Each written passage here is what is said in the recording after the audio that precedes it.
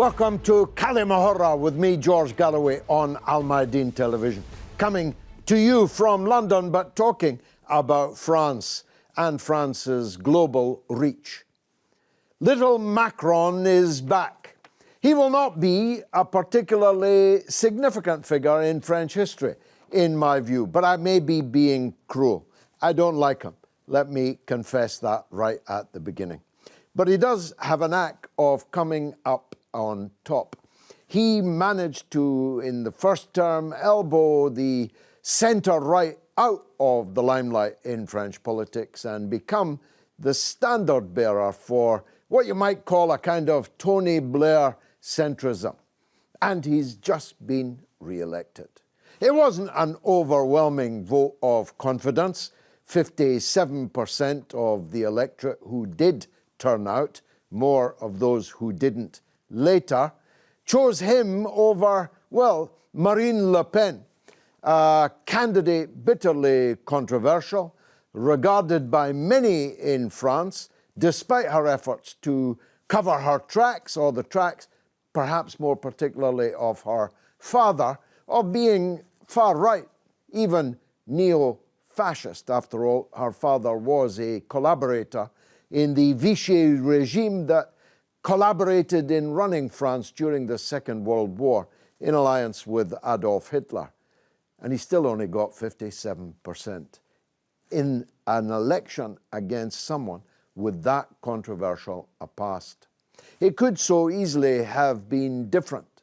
JeanLuc Melenchon, my candidate, let me put my cards on the table, was only a couple of percent away from being in the final ballot against President Macron.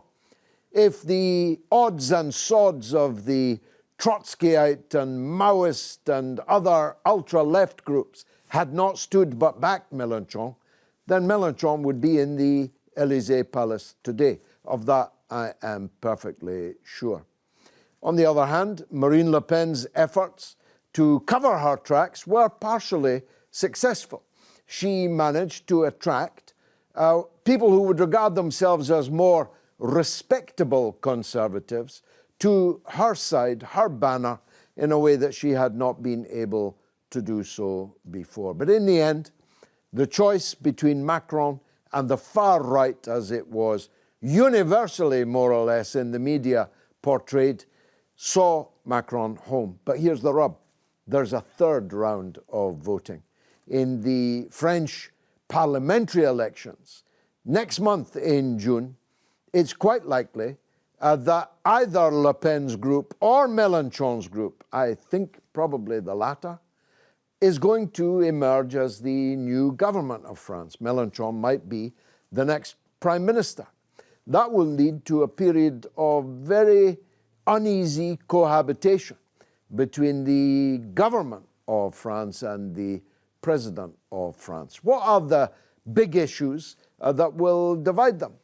Well, for a start, most French people are not that keen on NATO.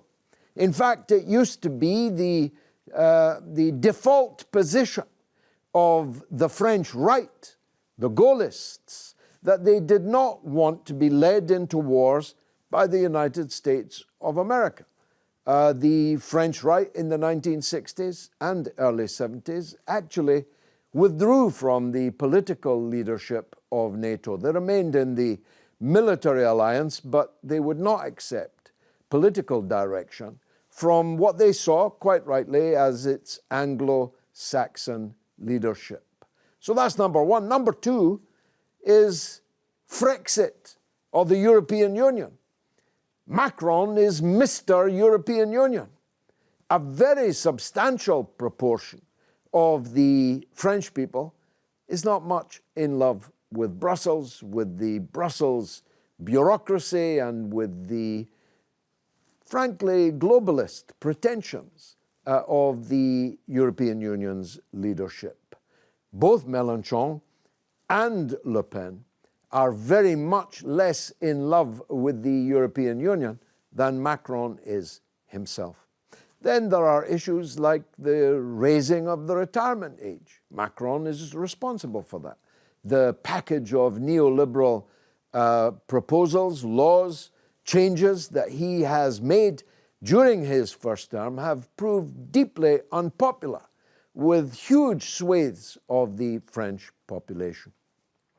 The Yellow Vest movement, which didn't get much coverage abroad, only on RT, and that's one of the reasons they closed RT down, is not that widely known in the West, and neither is Macron's response to it, which was one of extreme brutality, which, if it had taken place in Moscow, would have been the #1 item on the news. One last point from me before I introduce my distinguished panel of experts, I'm just the enthusiastic amateur, is the issue of race and immigration. Here we had, if you like, the ultimate dilemma for people of color, for Muslim people, for people of immigrant background. Who to support?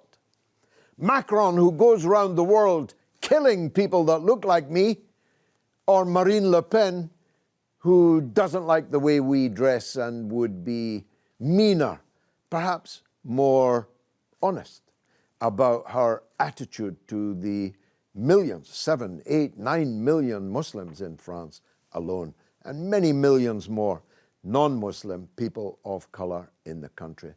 That was a serious dilemma for people.